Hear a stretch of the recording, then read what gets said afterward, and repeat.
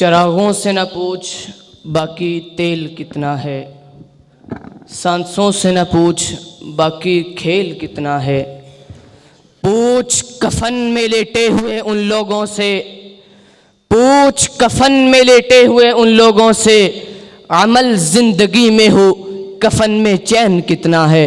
اب میں دعوت دوں گا حلقہ زید بن حارثہ سے تعلق رکھنے والے قاری ذیشان اسلم کو کہ وہ تشریف لائیں اور اپنے خیالات کا اظہار فرمائیں۔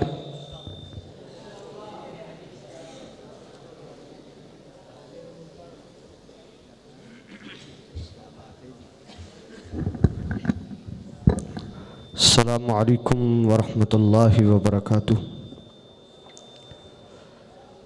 نحمده ونصلي على رسوله الكريم، اما بعد فاعوذ باللہ السمیع العلیم من الشیطان الرجیم، بسم اللہ الرحمن الرحیم، وَإِنَّكَ لَعَلَى خُلُقٍ عَظِيمٍ۔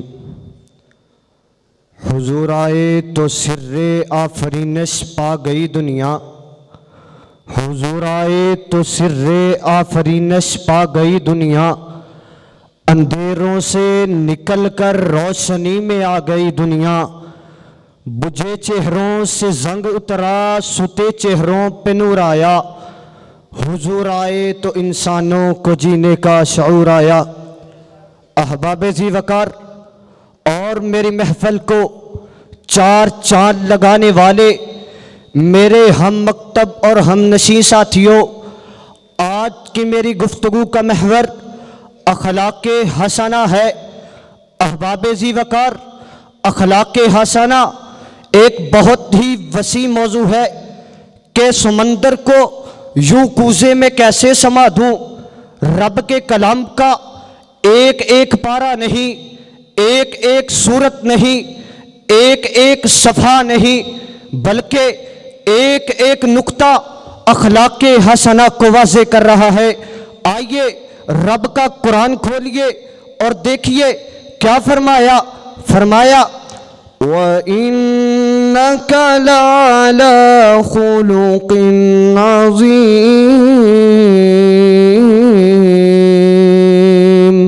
اور کہیں فرمایا فَبِمَا رَحْمَةٍ مِّنَ اللَّهِ لِنتَ لَهُمْ وَلَوْ كُنتَ فَظًّا غَلِيظَ الْقَلْبِ لَانفَضُّوا مِنْ حَوْلِكَ۔ آئیے احادیث نبوی کا مطالعہ کیجئے۔ پیارے پیغمبر علیہ السلام کی نبوت والی زبان، فرمایا انما بعثت لأتمم صالح الاخلاق۔ کہیں میرے پیغمبر نے فرمایا اکمل المؤمنین ایمانا احسنہم خلقا۔ کہیں میرے پیغمبر نے فرمایا کان رسول اللہ صلی اللہ علیہ وسلم احسن الناس خلقا۔ کہیں میرے پیغمبر یوں فرماتے نظر آتے ہیں، فرمایا ما من شیء یوضع فی المیزان اثقل من حسن الخلق۔